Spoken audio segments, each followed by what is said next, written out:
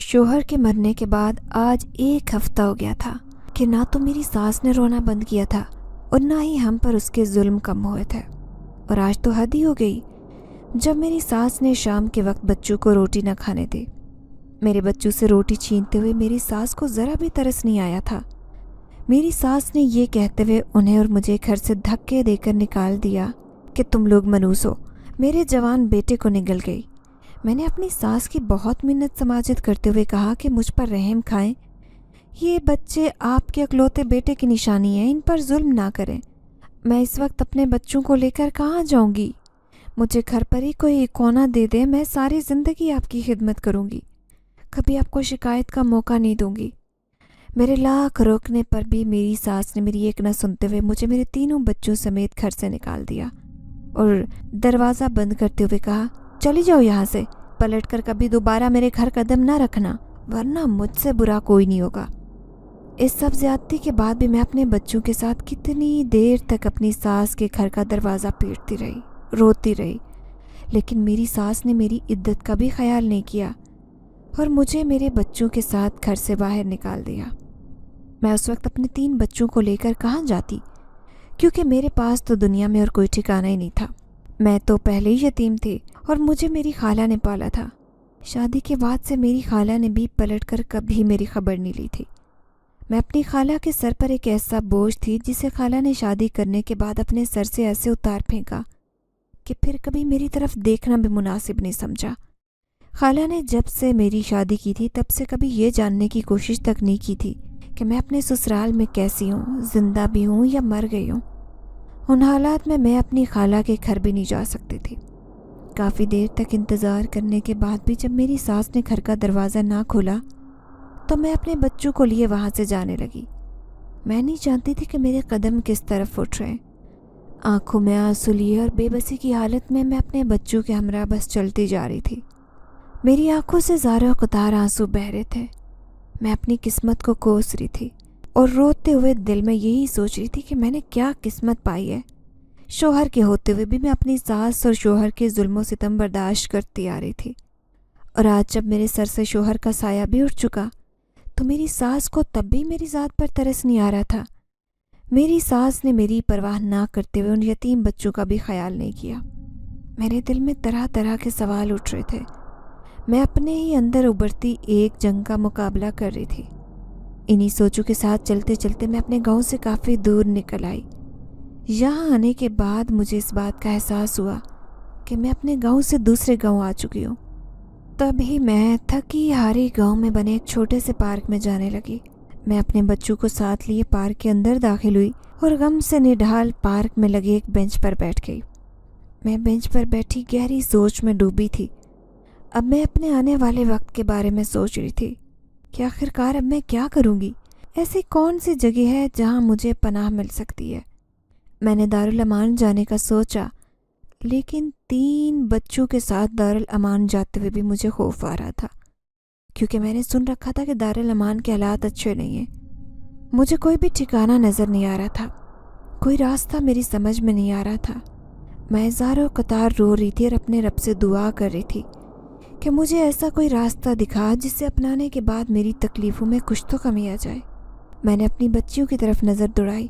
وہ کھیل میں مصروف تھی، کوئی مٹی کے ساتھ کھیل رہی تھی تو کوئی جھولوں کی طرف لپک رہی تھی۔ میرے دل میں یہ خیال آیا کہ صبح سے شام ہو گئی ہے، میری بچیاں بھوکی ہیں، لیکن پارک میں آ کر ان کا دھیان بٹ گیا تھا، اسی وجہ سے انہیں بھوک کا احساس بھی نہیں ہو رہا تھا۔ ابھی میں یہی سوچ رہی تھی کہ میری سب سے چھوٹی بیٹی نے میرا آنچل کھینچتے ہوئے مجھ سے کہا، اماں مجھے بہت بھوک لگی ہے، کھانے کو کچھ دو نا۔ دیکھتے ہی دیکھتے میری باقی کی 2 بیٹیاں بھی میرے قریب آ گئی اور رونے لگی۔ بھوک کی وجہ سے میری بچیاں تڑپ رہی تھی، لیکن میں کچھ کر نہیں پا رہی تھی۔ میں نے اپنے ارد گرد نظر گھماتے ہوئے دیکھا، مجھے کچھ دکھائی نہیں دے رہا تھا، ایسا کچھ نظر نہیں آ رہا تھا جس سے میں اپنی بچیوں کی بھوک مٹا سکتی۔ میں بے بس لاچار ماں ہوں، یہی سوچتے ہوئے میں نے اپنی بچیوں کو دلاسا دینا شروع کر دیا کہ جس نے ہمیں مشکل میں ڈالا ہے وہی ہمیں اس مشکل سے نکالے گا۔ میں تم لوگوں کی بھوک مٹانے کا کوئی نہ کوئی انتظام ضرور کر لوں گی۔ میں اپنی بچیوں کو تسلی دے رہی تھی، لیکن وہ تسلی تھی یہ جس کا کوئی انجام مجھے خود بھی معلوم نہیں تھا۔ میں نہیں جانتی تھی کہ میں اپنی بچیوں کی بھوک کیسے مٹا پاؤں گی۔ میں اپنی بچیوں کو بہلانے لگی۔ پارک میں لگے کچھ جھولوں کی طرف اشارہ کرتے ہوئے میں نے اپنی بڑی بیٹی سے کہا کہ جاؤ اپنی دونوں چھوٹی بہنوں کو بھی ان جھولوں پر لے جاؤ، کچھ دیر کے لیے صحیح ان کا دل بہل جائے گا۔ میرا اتنا کہنا تھا کہ میرے قریب ایک چھوٹا سا کوڑے کا ڈھیر لگا ہوا تھا۔ میری سب سے چھوٹی بچی جھولوں پر جانے کی بجائے اس کچرے کے ڈھیر کی طرف جانے لگی۔ اپنے ننھے ننھے ہاتھوں سے کچرے کو بکھیرتے ہوئے میری بیٹی نے مجھ سے کہا، اماں یہاں پر کچھ کھانے کا سامان ہے، کیا میں یہ لے لوں؟ اپنی بچی کی بھوک کو دیکھتے ہوئے میں بے بسی سے رو رہی تھی۔ میرے پاس اپنی لاچاری پر رونے کے سوا کچھ نہیں تھا۔ میں آنسو بہانے لگی اور اپنی بیٹی سے کہنے لگی کہ یہ کھانا صاف نہیں ہے۔ دیکھتے ہی دیکھتے میری تینوں بیٹیاں بھوک سے نڈال ہونے لگی۔ تبھی میرے قریب ایک عورت آئی جو خاصی کھاتے پیتے خاندان سے لگتی تھی۔ اس کے ہاتھ میں ایک شاپر تھا۔ میں نے تھوڑا سا سالن اور روٹی کے چند ٹکڑے تھے۔ اس عورت نے میرے قریب آ کر اس شاپر سے روٹی اور سالن کو کچرے کے ڈھیر پر پھینکتے ہوئے کہا کہ تمہاری بچیاں بھوک سے تڑپ رہی ہیں تو یہ روٹی اٹھا کر انہیں کھلا دو۔ وہ عورت اتنی حقارت کی ماری تھی کہ اس نے شاپر میرے ہاتھ میں تھمانے کی بجائے کچرے پر پھینکتے ہوئے مجھے اپنی بچیوں کو روٹی کھلانے کی صلاح دی۔ وہ تو اپنی امیری کا روب جماتے ہوئے چلی گئی۔ میری بے بسی پر قہقہ لگاتے ہوئے اس نے ایک دفعہ بھی نہیں سوچا کہ مجھ پر کیا بیتے گی۔ میرا دل یہ منظر دیکھ کر پھٹ چکا تھا۔ میرا جی چاہ رہا تھا کہ زمین پھٹے اور میں اس میں سما جاؤں۔ مجھے اپنی قسمت پر رونا آ رہا تھا۔ میں نے آسمان کی طرف دیکھتے ہوئے اپنے دل میں اپنے رب سے شکوہ کیا کہ تیری دنیا میں کیسے لوگ ہیں میرے مالک جو کھانے کی قدر نہیں کرتے، اور تو نے انہیں بہت نوازا ہے، اور ایک مجھ جیسی بے بس لاچار ماں ہے جو ایک وقت کا کھانا تک اپنی بچیوں کو نہیں کھلا سکتی۔ یہ تیرا کیسا انصاف ہے؟ میں اپنے پروردگار سے شکوہ کرتے ہوئے زاروں قطار رونے لگی۔ میری بچیاں میرے ارد گرد آ کر بار بار بھوک کی شکایت کر رہی تھی۔ مجھ سے اپنی بچیوں کی تکلیف برداشت نہیں ہو رہی تھی۔ تبھی میں حوصلہ کرتے ہوئے اٹھی اور کچرے کے ڈھیر میں ہاتھ مار کر روٹی کے ان چند ٹکڑوں کو چننے لگی جو وہ امیر زادی کچرے کے ڈھیر پر پھینک کر گئی تھی۔ میری آنکھوں سے لگاتار آنسو بہ رہے تھے۔ میں روٹی کے ٹکڑے اٹھاتے ہوئے جیسے ہی اپنی بچیوں کو کھلانے لگی تو میری نظر کچرے میں چمکتی ایک ایسی چیز پر پڑی جس نے میری زندگی کو مکمل طور پر بدل کر رکھ دیا۔ میرا نام عافیہ ہے۔ میں بہت غریب طبقے سے تعلق رکھتی ہوں۔ میرے ابا گاؤں میں سبزی کی ریڑھی لگاتے تھے۔ 2-3 سبزیوں کے علاوہ میرے ابا کی ریڑھی پر اور کچھ سامان نہیں ہوتا تھا۔ ابا انہی سبزیوں کو گاؤں کی گلی گلی میں جا کر بیچنے کی کوشش کرتے۔ صبح سے شام تک ابا اپنی سبزی بیچتے اور شام میں چند روپے ہاتھ میں لے کر گھر آ جاتے۔ گھر کا گزارا بہت مشکل سے ہوتا کیونکہ ابا کی کمائی اتنی نہیں تھی کہ گھر میں 2 وقت کا کھانا بھی سکون سے نصیب ہوتا۔ اماں اکثر بیمار رہتی۔ میری پیدائش کے بعد سے ہی اماں کو سانس کے مسئلے کے ساتھ شوگر کی بیماری نے بیان گھیرا تھا۔ اسی وجہ سے اماں کوئی کام نہیں کر پاتی تھی۔ ابا اکیلے ہی اس گھر کو چلانے والے تھے۔ میرے پیدا ہونے کے بعد گھر کے حالات ٹھیک ہونے کے بجائے مزید خراب ہونے لگے۔ روز روز کی تنگی نے میرے ماں باپ کو پریشان کر رکھا تھا۔ عزیز و اقارب سب ہماری غریبی کی وجہ سے ہمیں چھوڑ کر جا چکے تھے۔ ان سب کے باوجود بھی میرے ابا اور اماں ہمیشہ اپنے پروردگار کا شکر ادا کرتے دکھائی دیتے۔ انہوں نے کبھی اپنے رب سے شکوہ نہیں کیا تھا۔ وقت ایسے ہی گزرتا گیا اور میں بھی بڑی ہوتی چلی گئی۔ مجھے پڑھنے کا شوق تھا۔ اماں نے میرا شوق دیکھتے ہوئے گاؤں میں ایک سرکاری اسکول میں جا کر میرے داخلے کی بات کی۔ اماں نے اسکول کی پرنسپل سے منت کر کے مجھے اسکول میں داخلہ دلوا دیا۔ اسکول کی فیس نہ ہونے کے برابر تھی، لیکن اس کے باوجود میں اماں نے پرنسپل سے کہہ رکھا تھا کہ ہم فیس ادا نہیں کر سکتے۔ اماں کی مجبوری اور لاچاری دیکھتے ہوئے اسکول پرنسپل نے نہ صرف مجھے داخلہ دلوایا بلکہ میرے مہینے کی فیس اور اخراجات بھی اپنے ذمہ لیے۔ اس طرح میں اسکول میں تعلیم حاصل کرنے لگی۔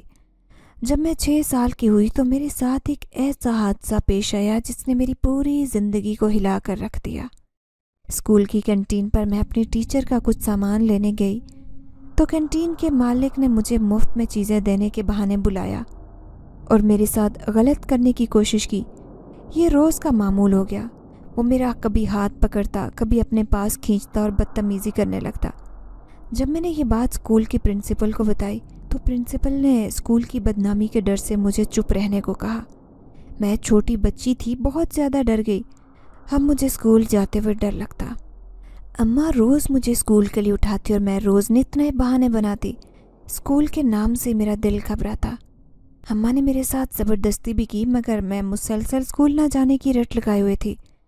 आज अम्मा ने मुझे बहुत मारा क्योंकि मुझे 1 हफ्ता हो गया था स्कूल से छुट्टियां करते, और मैं अम्मा को स्कूल न जाने की वजह भी नहीं बता पा रही थी। अम्मा ने मुझे बहुत पीटा। तभी अम्मा की एक सहेली अम्मा से मिलने घर आई। उसने मुझे मारने की वजह अम्मा से पूछी तो अम्मा ने उसे बताया कि ये स्कूल नहीं जाती, रोज़ बहाने बनाती है। अम्मा की बात सुनकर अम्मा की सहेली ने कहा, क्या तुमने प्यार से एतमाद में लेते हुए आफिया से वजह जानने की कोशिश की है? अम्मा ने इनकार में सर हिलाते हुए कहा, नहीं, क्या वजह होगी, वैसे ही ये जैसे जैसे बड़ी होती जा रही है अपनी मर्जी करने लग गई है। अम्मा की सहेली अम्मा को खामोश करवाते हुए मुझे कमरे में ले आई और मेरे पास आकर बैठ गई। वो मुझे प्यार करने लगी और मुझसे मोहब्बत के साथ स्कूल न जाने की वजह पूछने लगी। मैंने उसे बताया कि स्कूल की कैंटीन का मालिक मेरे साथ अच्छा सलूक नहीं करता। मेरी बात सुनकर अम्मा की सहेली के पांव तले से ज़मीन निकल गई। उसने अम्मा से सारी हकीकत बयान करते हुए कहा कि कोई एक्शन लो स्कूल के खिलाफ। हम गरीब लोग थे, उसके खिलाफ कोई एक्शन नहीं ले सकते थे। इससे पहले कि स्कूल का नाम बदनाम होता, मुझे स्कूल से निकाल दिया गया। मेरे साथ इंसाफ का मामला नहीं किया गया। मेरा इसमें कोई कसूर नहीं था। बेकसूर होते हुए भी मैं किसी के किए गए गुनाह की सज़ा भुगतने लगी। सब जानते थे कि कसूरवार कैंटीन का मालिक है। इसके बावजूद भी सब लोगों ने मुझे अपनी नफ़रत का निशाना बनाया। सब लोग मुझे नफ़रत की निगाह से देखते। मैं बहुत छोटी थी, मुझे इन मामलात के बारे में कुछ खबर नहीं थी। मेरी अम्मा और अब्बा ये सदमा बर्दाश्त नहीं कर पाए। लोगों के ताने सुन सुन कर मेरे अब्बा को हार्ट अटैक आया और वो इंतकाल कर गए। मैं और मेरी माँ इस दुनिया में अकेली रह गए। किसी के जुल्मों का निशाना मेरी पूरी फैमिली बन गई थी। घर का वाहिद कमाने वाला मेरा बाप इस दुनिया से चला गया। अम्मा पहले ही बीमार थी। यही वजह थी कि अम्मा से कोई काम नहीं होता था। हमारे घर में खाने के लाले पड़े हुए थे। गांव वाले सब हमें नफ़रत की निगाह से देखते। कोई हमारे साथ हमदर्दी का मामला करने को तैयार नहीं था। पूरे गांव में बदनामी होने के बायस अम्मा ने यहाँ से जाने का फ़ैसला कर लिया। उस गांव के साथ वाले गांव में मेरी खाला का घर था। अम्मा ने खाला के घर रहने का फ़ैसला कर लिया क्योंकि खाला के शोहर ने अम्मा से सारा मुआवजा सुनते हुए कहा कि आप आफिया को लेकर हमारे घर चली आएँ। खाला का शोहर बैरून मुल्क काम करता था। अंकल की हमदर्दी लेते हुए हम खाला के यहाँ चले गए थे। खाला को हमें अपने पास रखने में कोई दिक्कत नहीं थी। मैं और अम्मा खाला के साथ रहने लगे। खाला को जब मेरे साथ हुए जुल्म का पता चला तो खाला अम्मा से कहने लगी, आपा, आपने बहुत अच्छा किया यहाँ आकर। मेरी खाला के शोहर ने अम्मा को बहलाकर घर के कागजात लिए और हमें बिना बताए हमारा घर बेच डाला। खुद बैरून मुल्क चला गया। खाला इस सारे मामले से वाकिफ़ थी। अंकल के दिए गए धोखे में खाला बराबर की शरीक थी। जब काफ़ी दिन अम्मा को अंकल नज़र नहीं आए तो अम्मा ने खाला से कहा कि काफ़ी दिन हो गए तुम्हारे शोहर को मेरे घर के कागजात लेकर गए हुए। अम्मा ने जब से खाला से हकीकत जानने की कोशिश की तो खाला ने अपने तेवर बदलते हुए कहा कि तुम्हारी बेटी की कोई गलती होगी, थोड़ी सी चीज़ की लालच में ये इतना बड़ा गुनाह कर बैठी है। अब मैंने पनाह तो दे दी, माँ बेटी मुझ पर ही इल्ज़ाम लगाएंगी, भलाई का तो ज़माना ही नहीं रहा। अम्मा को मुसलसल खाला से भी ताने सुनने को मिलते रहे। कुछ दिन तो खाला ने हमारी खिदमत की, लेकिन उसके बाद खाला ने भी अपने रंग दिखाने शुरू कर दिए। अम्मा ने अंकल से मिले धोखे का सदमा अपने दिल पर गहरा ले लिया। बीमारी के साथ अम्मा इस दुनिया से रुखसत हो गई। अब मैं अकेली रह गई। खाला ने मुझे दुनियादारी के खौफ से अपने पास तो रखा, लेकिन मेरे ऊपर जुल्म व सितम की इंतहा कर दी। अब मैं बहुत छोटी सी उम्र में बहुत ज़्यादा मुश्किलात का सामना कर रही थी। मैं खाला के जुल्म व सितम सहते सहते जवान हो गई। खाला सारे घर का काम मुझसे करवाती और मुझे खूब बुरा भला कहती। मैं अपने बचपन की सारी कहानी भूल चुकी थी। गमों ने मुझे कुछ भी याद करने के काबिल नहीं छोड़ा था। मैं अक्सर अपने माँ बाप को याद करके रोती। मैं सब कुछ भूल चुकी थी, लेकिन खाला के ताने मुझे कुछ भूलने न देते। खाला हमेशा मुझे बुरा भला कहती दिखाई देती। कुछ साल गुजरे तो अंकल भी बैरून मुल्क से पाकिस्तान हमेशा के लिए वापस आ गए। अंकल जब वापस आए तो मुझे देखते हुए कहने लगे कि तुम तो बहुत खूबसूरत निकली। मैं तो समझा था कि तुम आम सी शक्ल की होगी, मगर तुम तो अपनी माँ की तरह खूबसूरत हो। अंकल का मेरे साथ बेतकल्लुफ़ होना मुझे बिल्कुल भी पसंद नहीं आया। ये बात खाला ने भी महसूस की। खाला अंकल के आने की वजह से काफ़ी ज़्यादा परेशान रहने लगी थी, क्योंकि अंकल मेरे साथ हमेशा ही बहुत फजूल किस्म की बातें करते, अक्सर खाला को दिखाई देते थे। मैं डरी डरी सहमी सहमी घर में रहती। मैं ज़्यादातर खाला के पास ही रहकर तहफ़्फ़ुज़ महसूस करती। अंकल बहाने बहाने से मुझे अपने पास बुलाने की कोशिश करते, और जब मैं अंकल की बात ना मानती तो अंकल मुझ पर गुस्सा होते और मुझसे कहते, छोटी होती तो गुल खिला सकती थी, जब तुम्हें कुछ भी समझ नहीं थी, और आज देखो तुम्हारे तो नखरे नहीं संभाले जाते। आज सब कुछ समझने की सलाहियत रखती हो तो समझकर अनजान बन रही हो। मुझे अंकल की बातें खौफज़दा कर देती। खाला अंकल की नीयत से बहुत अच्छी तरह से वाकिफ़ थी। खाला ने मुझे सख्ती से मना कर रखा था कि मैं किसी सूरत अकेली अंकल की बात सुनने मत जाऊं। जब भी अंकल मुझे बुलाते तो मैं कह देती कि मुझे खाला ने मना कर रखा है। तो इस तरह खाला और अंकल की हर वक्त लड़ाई रहने लगी। अब खाला को अपने किए गए गुनाहों पर अफसोस होने लगा। खाला अपने शोहर की हकीकत से अच्छी तरह वाकिफ़ हो गई थी। खाला मुझसे माफ़ी मांगते हुए मुझे कहने लगी कि मैंने तुम्हारे साथ बहुत जुल्म सितम किए। तुम्हारी माँ के साथ भी मेरा रवैया कुछ अच्छा नहीं था, लेकिन मैं इस बात से अनजान थी कि एक न एक दिन मेरा शोहर ही मेरे साथ ये सलूक करेगा।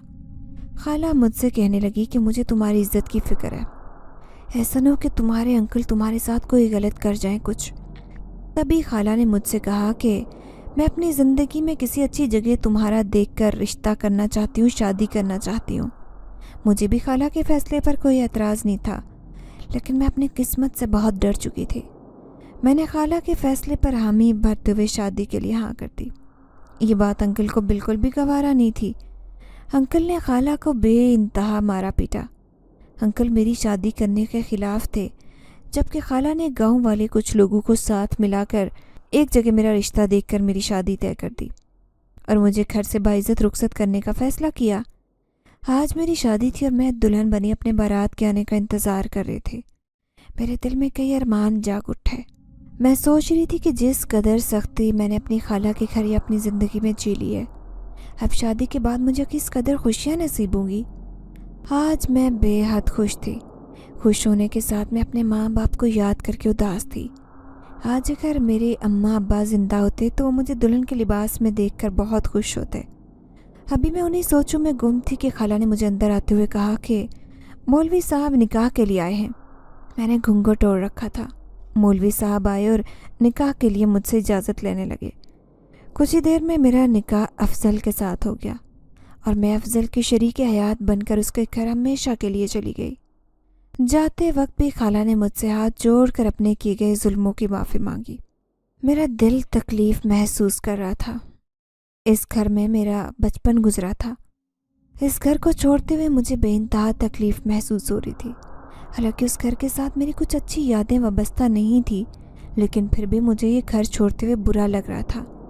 मैं दुल्हन बनी अपने कमरे में अपने दूल्हे के आने का इंतज़ार कर रही थी कि तभी मेरी सास मेरे कमरे में आई और मुझे प्यार करते हुए कहने लगी कि देखो लड़की, मैं दुल्हन बनाकर तो तुम्हें अपने घर ले आई हूँ, लेकिन एक बात का ध्यान रखना, मुझे जल्दी पोते का मुंह देखना है, इसलिए जितनी जल्दी हो सके मुझे एक पोता दे देना। मेरी उम्र अभी इतनी नहीं थी और उन बातों का मुझे इल्म भी नहीं था। मैंने फिर भी हाँ में सर हिलाते हुए अपनी सास से कहा कि जो आपका हुक्म। खाला ने मुझे 2 बातें ही सिखाई थी कि किसी के आगे जवाब नहीं देना और खामोशी से हर बात को बर्दाश्त करना, हर बात पर अपनी सास का हुक्म मानना, और उसी नसीहत के साथ अपनी ज़िंदगी का आगाज़ मैं कर रही थी। कुछ ही देर बाद अफजल कमरे में आए। मैं अफजल के साथ शादी करके बेहद खुश थी। शादी की 1 माह तक मुझे अफजल ने दुनिया जहान की सारी खुशियाँ दे दी कि मुझे अपने सारे गम भूलने लगे। मेरी शादी को 1 माह हो गया था, लेकिन मेरी खाला के घर से कोई भी मेरी खैर खबर लेने नहीं आया और ये बात मेरी सास को बहुत खटकती थी। मेरी सास अक्सर मुझसे कहती कि खाला ने अपने सर का बोझ उतार कर दोबारा तुम्हारा पता करने गवारा नहीं किया। कैसी खाला है तुम्हारी, मेरी सास हर वक्त मेरी खाला को बुरा भला कहती। अब उन्हें कौन बताता कि मेरी खाला की क्या मजबूरी है, वो क्यों मुझसे राब्ते में नहीं थी। ये तो मैं ही जानती थी। वक्त ऐसे ही गुजरता गया। शादी को 6 माह गुजर गए, लेकिन अब तक मुझे औलाद की खुशी नसीब नहीं हुई थी। मेरी सास ने मेरा जीना हराम कर रखा था। उठते बैठते हर वक्त वो मुझे बेऔलादी का ताना देती रहती। मैं सारा दिन घर का काम करती और सारा दिन अपनी सास को खुश करने की कोशिश करती, लेकिन फिर भी मेरी सास का मूड ज़रा बराबर भी ठीक नहीं होता। वो हमेशा मुझे बुरा भला कहती। आज तो हद ही हो गई थी। मेरी सास ने मुझसे कहा कि अब अगर तुमने मुझे पोते का मुंह नहीं दिखाया तो मैं अपने बेटे की दूसरी शादी कर दूंगी। मेरी सास मुझसे कहने लगी कि मेरा इकलौता बेटा है, मैंने अपने बेटे के गले बांधकर तुम्हें बहुत बड़ी गलती कर दी। तुम्हारी जगह कोई और होती तो अब तक मुझे पोते की खुशखबरी सुना चुकी होती। शादी को अभी साल भी नहीं हुआ था, लेकिन मेरी सास को सिर्फ और सिर्फ पोता ही चाहिए था। उसे किसी चीज़ से कोई गर्ज नहीं थी। अपने उस लालच में वो हमेशा मेरी दिलाजारी करने में अव्वल नंबर पर रहती। मैं दिन रात परवरदिगार से खुशियों की दुआ मांगती। कुछ वक्त गुजरा तो अल्लाह ने मुझे एक आस, एक उम्मीद दिलाई। मेरी खुशी की कोई इंतहा न थी। मेरी सास जो मुझसे हर वक्त नफरत का इजहार करती दिखाई देती, वो भी उस खुशी की खबर को सुनकर बेहद खुश होने लगी। वो दिन रात मेरी खिदमत में पेश रहती। मैं अल्लाह का शुक्र अदा करती थी कि अल्लाह पाक ने मेरे लिए आसानियों का रास्ता निकाला था, मगर मैं कहाँ जानती थी कि अभी मेरी ज़िंदगी में और भी मुश्किलात देखना बाकी थी।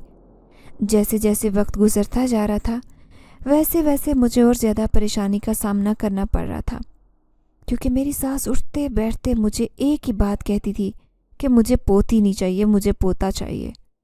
अगर पोती हुई तो मेरा तुम्हारी इतनी खिदमत करने का क्या फ़ायदा। मेरी सास कहने लगी कि अगर तुमने मुझे खुश नहीं किया तो मैं अपनी की गई खिदमत सूद समेत वापस लूँगी, इसलिए कोशिश करना कि पोता ही हो। मैं अपनी सास की ऐसी बातें सुनती तो अक्सर रो पड़ती और कहती कि अम्मा, इसमें मेरा क्या कसूर है। अगर अल्लाह ने बेटी से नवाजना होता तो इसमें मेरा क्या ज़ोर हो सकता है। ये सब तो उस पाक ज़ात के इख्तियार में है, वो मुझे बेटी से नवाजे या बेटे से नवाजे। इतनी बात कहने की देर होती कि मेरी सास जिस मुंह से मेरे ऊपर फूल निछावर करती, उसी मुंह से अंगारे निछावर करने लगती और कहती कि देखो लड़की, मैंने तुम्हें एक बात साफ साफ पहले दिन ही बता दी थी कि मुझे पोता चाहिए। अब तुम मुझे नए नए बहाने मत बनाओ। दुआ करो कि तुम्हें बेटा ही हो। अगर बेटी को जना तो मुझसे बुरा कोई नहीं होगा। सास का इतना प्रेशर दिन रात मेरे दिमाग की धज्जियां उड़ा रहा था। मैं सारा दिन सोचों में डूबी रहती और सारी रात रोकर गुजारती। आखिरकार वो दिन आ गया जिस दिन मैंने एक नन्ही सी जान को जन्म दिया। मेरी नज़र अपनी सास के चेहरे पर पड़ी तो ये बात मुझे अच्छी तरह से मालूम हो गई थी कि मैंने एक बेटे को नहीं बल्कि बेटी को जन्म दिया है, क्योंकि मेरी सास के बदलते रंग और तेवर इस बात को साफ जाहिर कर रहे थे कि मैं अपनी सास को वो खुशी नहीं दे सकी जिस खुशी का उसे बेसब्री से इंतज़ार था। मेरी सास ने मुझे बुरा भला कहते हुए मुझे हॉस्पिटल में तन्हा छोड़ा और चली गई। मैं अकेली हॉस्पिटल में पड़ी सारा दिन अपने शोहर अफजल का इंतज़ार करती रही, लेकिन अफजल भी मुझे मिलने हॉस्पिटल नहीं आए। ना ही अफजल ने अपनी बच्ची को आकर देखा। मैं पूरा दिन अफजल का इंतज़ार करती रही, मगर मेरे ससुराल से कोई नहीं आया। मुझे घर आए हफ्ता हो गया था और मेरी सास ने अपने जुल्म मुझ पर बंद नहीं किए। अफजल को भी मेरे खिलाफ कर दिया गया था। वो मुझे ना तो बुलाते और ना ही अभी तक अफजल ने अपनी नन्ही सी परी को गोद में लिया था। मैं बहुत तकलीफ़ में थी। मेरी सास ने मेरे आराम तक का एहसास नहीं किया। मुझसे दिन रात घर के काम लेती। मेरी खुराक का ख्याल रखने की बजाय मेरी सास मुझे रोटी का नवाला तक न देती। मेरी बच्ची को सारा दिन भूखा रखा जाता क्योंकि वो एक लड़की थी। मैं जब अपने शोहर से अपनी सास की शिकायत करती तो मेरा शोहर मुझे मारता पीटता। ऐसे ही मैंने मुश्किलात का सामना करते हुए 2 और बच्चों को पैदा किया। मेरा रब भी मेरा इम्तिहान ले रहा था। सास को पोता चाहिए था और मैंने एक नहीं बल्कि 3 पोतियां पैदा की थी। मेरी औकात एक जानवर से भी बदतर हो गई। सास समेत अफजल भी मुझसे और मेरी बच्चियों से नफरत करते। मेरी सास हर वक्त कहती कि मेरे अकलौते बेटे पर 3 बेटियों का बोझ डाल दिया। ये कहते हुए वो मुझे तरह तरह की बातें सुनाती। मेरी ज़िंदगी में सुकून नहीं आया था कि मेरे अंकल ने मेरे शोहर से कहा कि तुम्हारी बीवी तो شادی سے پہلے ہی اپنا منہ کالا کروا چکی تھی۔ انکل نے خالہ سے اس بات کا بدلہ لیا تھا کہ خالہ نے میری شادی انکل کی اجازت کے بغیر یہاں کی تھی۔ انکل کا اس طرح سے میری زندگی میں آگ لگانا مجھے زندگی کی سب سے بڑی مشکل میں ڈال گیا تھا۔ افضل نے اس بات کو اپنے دل و دماغ پر سوار کر لیا۔ میں نے لاکھ قسمیں اٹھائی اور لاکھ کوشش کی کہ اپنی بے گناہی کا ثبوت دے سکوں، لیکن افضل میری ایک بات بھی سننے کو تیار نہیں تھے۔ انہی سوچوں میں ایک دن افضل نے مجھ سے جھگڑا کیا اور گھر سے نکلے، اور جاتے ہی روڈ ایکسیڈنٹ پر میرے شوہر کا انتقال ہو گیا۔ شوہر کے مر جانے کے بعد میری ساس نے میرا جینا حرام کر دیا۔ وہ تو مجھے پہلے ہی اور میری بچیوں کو بھی پسند نہیں کرتی تھی، آج تو میری ساس نے حد ہی کر دی۔ میری بچیاں روٹی کھانے جیسے ہی دسترخوان پر بیٹھی تو میری ساس نے ان سے روٹی چھینتے ہوئے ان سمیت مجھے دھکے دے کر گھر سے نکالا، اور کہنے لگی کہ آج کے بعد اس گھر میں تم چاروں کے لیے کوئی جگہ نہیں ہے، منحوس ہو تم لوگ، میرے اکلوتے بیٹے کو بھی کھا گئی۔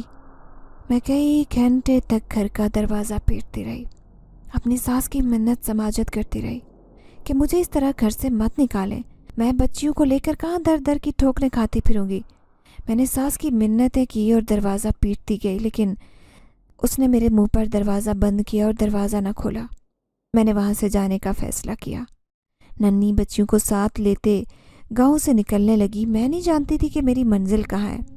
پہلے میرے دل میں خیال آیا کہ کیوں نہ اپنی خالہ کے گھر چلی جاؤں، لیکن وہاں بھی نہیں جا سکتی تھی کیونکہ میرے گھر میں لگائی گئی آگ خالہ کے شوہر کی تھی، اور وہی آگ میں اپنی خالہ کے گھر نہیں لگانا چاہتی تھی۔ میں آنکھوں میں آنسو لیے زاروں قطار روتی ہوئی اپنی بچیوں کے ساتھ گاؤں سے باہر جانے لگی۔ کچھ دیر بعد مجھے احساس ہوا کہ میں اپنے گاؤں سے دوسرے گاؤں پہنچ گئی ہوں۔ میں تھکی ہاری گاؤں میں بنے ایک چھوٹے سے پارک میں جا کر بیٹھ گئی۔ بھوک سے میری بچیاں نڈھال ہو رہی تھی، وہ مسلسل رو رہی تھی اور ضد کر رہی تھی کہ ہمیں بھوک لگی ہے، کھانا چاہیے۔ میں اپنی بچیوں کے لیے ایک وقت کی روٹی کا انتظام نہیں کر پا رہی تھی۔ میں اپنی بے بسی پر آنسو بہانے کے سوا کچھ نہیں کر سکتی تھی۔ میری بیٹیاں بار بار بھوک سے تڑپتی دکھائی دے رہی تھی، لیکن میں کچھ کر نہیں پا رہی تھی۔ تبھی ایک امیر زادی میرے قریب آئی اور شاپر میں کچھ روٹی کے ٹکڑے کوڑے پر نکال کر پھینکتے ہوئے مجھ سے کہنے لگی کہ ان روٹی کے ٹکڑوں کو چن لو اور اپنی بچیوں کو ٹکڑے کھلاؤ۔ میں زاروں قطار رونے لگی اور اس سے کہنے لگی کہ اگر آپ نے یہ روٹی کے ٹکڑے کھانے کو ہی دینے تھے تو کوڑے میں پھینکنے کی کیا ضرورت تھی، آپ مجھے ہاتھ میں بھی تو دے سکتی تھی نا۔ وہ عورت مجھے برا بھلا کہتی وہاں سے جانے لگی۔ میں پروردگار سے دعا کرنے لگی کہ میری سب سے چھوٹی بیٹی کچرے کے ڈھیر سے کھانے کا سامان چننے لگی۔ مجھ سے کہنے لگی کہ میں یہاں سے اٹھا کر روٹی کھا لوں۔ میرا دل پھٹنے کو تھا، جی چاہ رہا تھا کہ زمین کھلے اور میں اس میں سما جاؤں۔ ایسے حالات بھی دیکھنے ابھی باقی تھے۔ میں اپنے اماں ابا کو یاد کر کے رونے لگی اور دل میں دعا کرنے لگی کہ اماں آج اگر آپ زندہ ہوتی تو آپ کا دل بھی پھٹ جاتا۔ میری ایسی حالت دیکھ کر تبھی میں بہت ہمت کرتے ہوئے کچرے کے ڈھیر سے روٹی کے ٹکڑوں کو چننا شروع ہو گئی۔ جیسے ہی روٹی کے ٹکڑے چننے لگی تو ایسے محسوس ہوا کہ میرے قریب کوئی کھڑا مجھے دیکھ رہا ہے۔ میں نے غور کیا تو کوئی بھی نہیں تھا، لیکن میرے کندھے وزنی ہونے لگے اور خوف محسوس ہونے لگا۔ ایک طرف مجھے خوف محسوس ہو رہا تھا تو دوسری طرف مجھے بچیاں تڑپتی دکھائی دے رہی تھی۔ جیسے ہی میں نے کچرے سے روٹی کے ٹکڑے چننا شروع کیے تو تیز آندھی کے ساتھ طوفانی بارش ہونے لگی۔ بارش اتنی تیز تھی لیکن حیران کن بات یہ تھی کہ کچرے کے ڈھیر پر نہیں گر رہی تھی۔ میں اور میری بچیاں طوفانی بارش سے محفوظ، یہ منظر دیکھتے ہوئے میری جان حلق میں آ گئی۔ میں نے ہمت کی اور کچرے میں ہاتھ ڈالا، دیکھا تو روٹی کے چند ٹکڑے غائب تھے۔ میں کچرا ادھر ادھر کر کے روٹی ڈھونڈنے لگی کہ تبھی میری نظر کچرے میں ایک چمکدار چیز پر پڑی۔ جیسے ہی میں نے اس چیز کو ہاتھ لگایا تو مجھے اپنے اندر عجیب سی طاقت کا احساس ہوا۔ ایسے لگ رہا تھا کہ میں نے کسی طاقتور چیز کو چھو لیا ہو۔ جیسے ہی میں نے اسے کچرے سے نکالا تو وہ ایک کنگن تھا۔ کنگن بے حد خوبصورت تھا۔ ہاتھ میں پکڑتے ہوئے ایسے محسوس ہوا جیسے یہ کافی مہنگا ہو۔ میرا دل خوش ہو گیا۔ میں پروردگار کا شکر ادا کرنے لگی کہ مجھے اتنی قیمتی چیز ملی ہے، اب میں اسے بیچ کر بچیوں کے کھانے کا انتظام کر پاؤں گی۔ جیسے ہی میں نے کنگن کو ہاتھ میں پہنا تو اچانک تیز بارش تھم گئی اور آندھی بھی رکنے لگی۔ مجھے ارد گرد کسی انجانی طاقت کا احساس ہو رہا تھا۔ کنگن ہاتھ میں پہنے جیسے ہی بچیوں کے ساتھ میں پارک سے نکلی تو ایک خاتون میرے سامنے آ کھڑی ہوئی۔ اس کے ہاتھ میں کھانے پینے کا سامان تھا۔ میں نے اس کے ہاتھ میں کھانے کا سامان دیکھا تو دیکھتی رہ گئی۔ اس نے پیار بھری نظر مجھ پر ڈالتے ہوئے کہا کہ میں یہ اللہ کی راہ میں دے رہی ہوں، تم لوگوں کو کچھ چاہیے تو تم لوگ اس میں سے لے سکتی ہو۔ मेरी बच्चियों की जैसे ईद हो गई थी।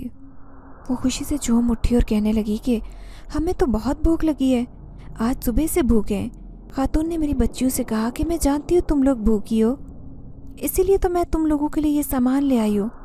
इस बात पर मैं हैरान हुई थी, लेकिन उस वक्त मेरी बच्चियों का भूख मिटाना ज़रूरी था, इसलिए खातून की बात पर गौर नहीं किया।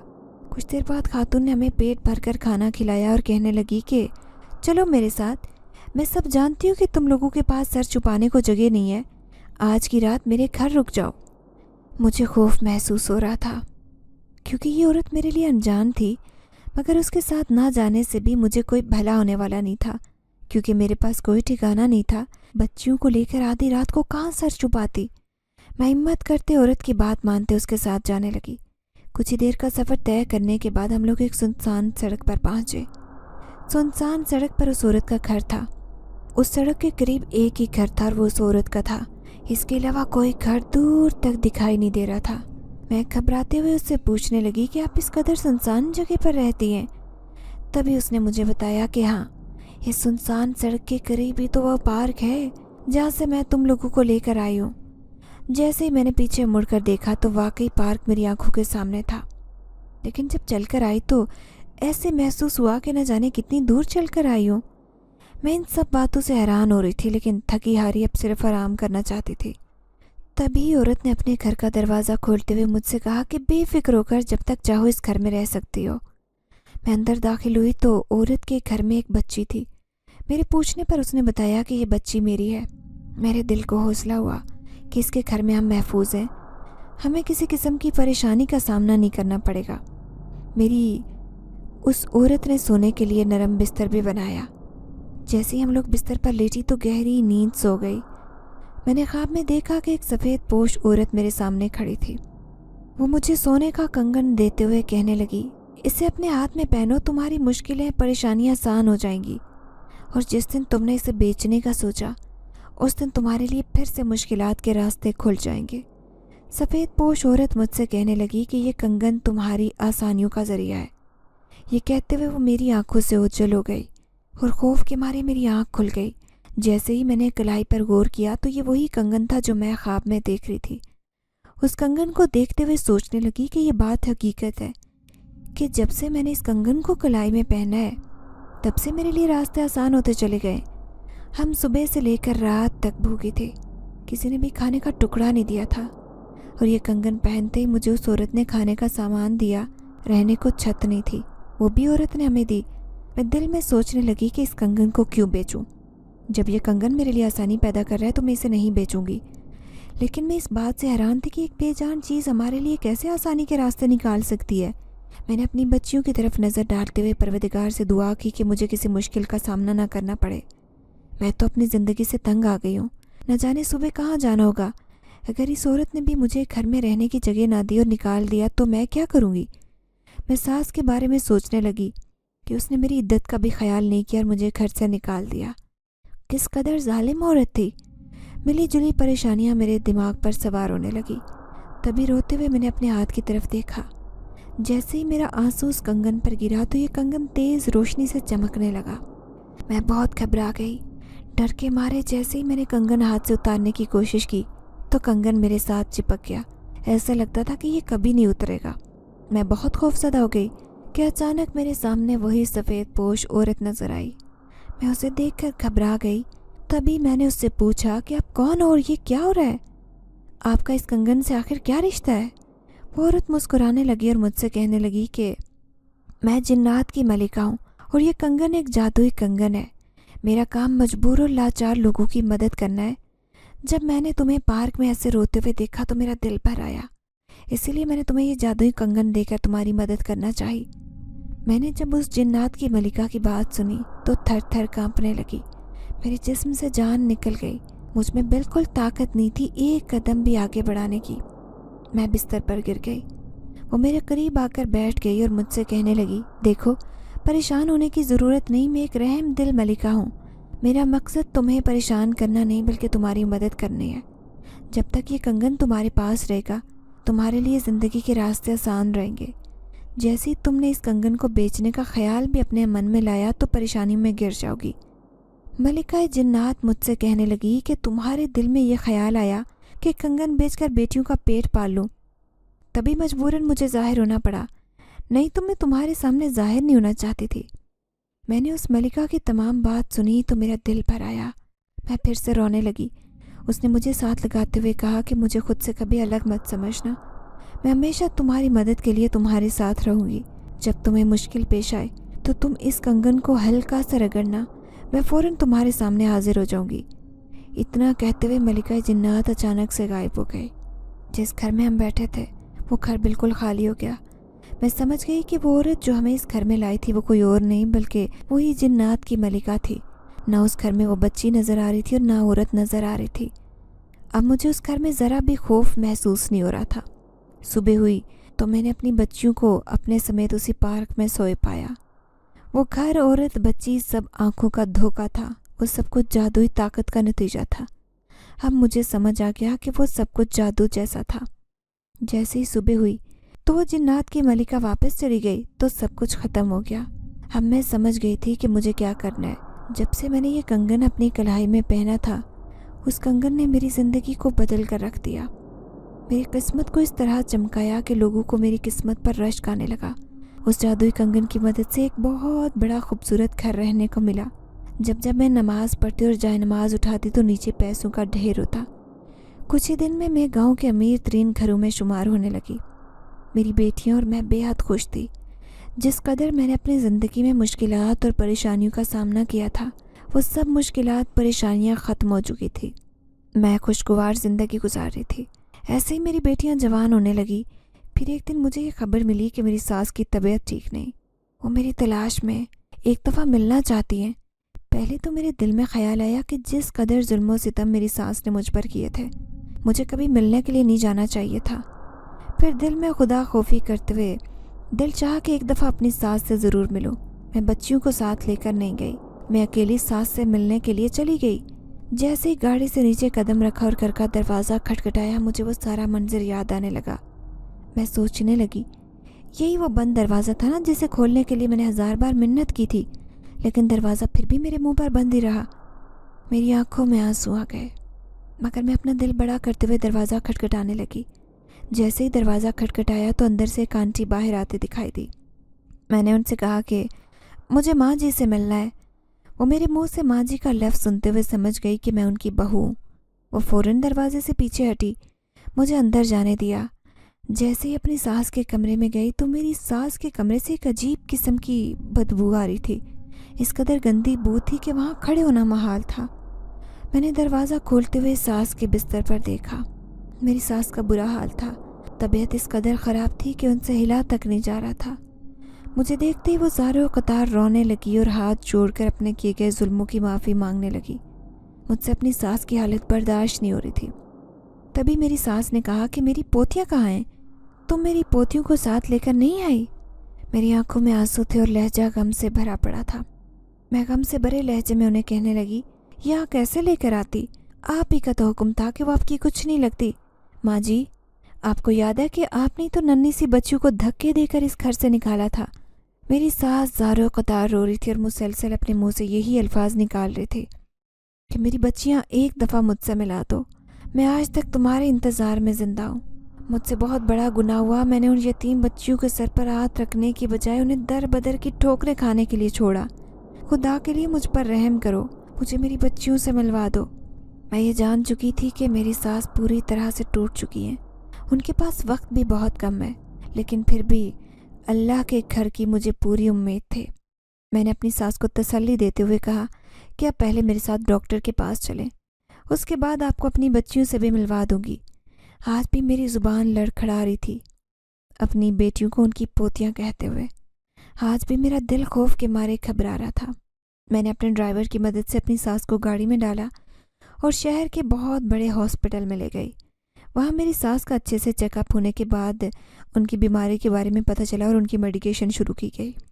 मैं अपनी सास का कुछ दिन हॉस्पिटल में इलाज करवाने के बाद अपने घर ले गई। मेरे पास इतना पैसा देखते हुए मेरी सास मुझसे पूछने लगी कि तुम्हारे पास ये सब कुछ कैसे आया? क्या तुमने शादी कर ली है? मैंने अपनी सास की तरफ मुस्कुराते हुए देखा और कहा, नहीं माँ जी, میں تو آج بھی افضل کی بیوہ ہی کہلاؤں گی۔ میں نے شادی نہیں کی، لیکن زندگی میں جس قدر سختیاں میں نے جھیلی تھیں، یہ سب اس صبر کا پھل ہے جو میرے مالک نے مجھے عطا کیا۔ میں اپنی ساس کو یہ کہتے ہوئے گھر لے گئی۔ میری بچیاں اپنی دادی کو دیکھ کر بے حد خوش ہوئی۔ وہ آ کر دادی کے ساتھ لگ گئی۔ دادی کے سینے کو بھی ٹھنڈ پہنچی۔ دادی اپنی بچیوں کو اپنے ساتھ لگاتے ہوئے زاروں قطار رو رہی تھی اور مسلسل بچیوں سے بھی ہاتھ جوڑ کر معافی مانگ رہی تھی۔ میں نے اللہ کے رضا کے لیے اپنی ساس کو معاف کر دیا۔ میری بچیوں نے بھی اپنی دادی کو اپنا لیا۔ میری ساس کا علاج چلتا رہا اور وہ صحت یاب ہو گئی۔ آج میں نے اپنی تینوں بچیوں کی شادی بہت اچھی جگہ پر کر دی ہے۔ میں اپنی ساس کے ساتھ عبادت گزاری میں ہی اپنی زندگی گزار رہی ہوں اور اپنے پروردگار کا شکر ادا کرتی ہوں کہ جس نے میری ملاقات اس جنات کی ملکہ سے کروائی، اور میں اس ملکہ جنات کے لیے دعا گو ہوں جن کی مدد سے آج تک میری اجڑی ہوئی زندگی سنور گئی۔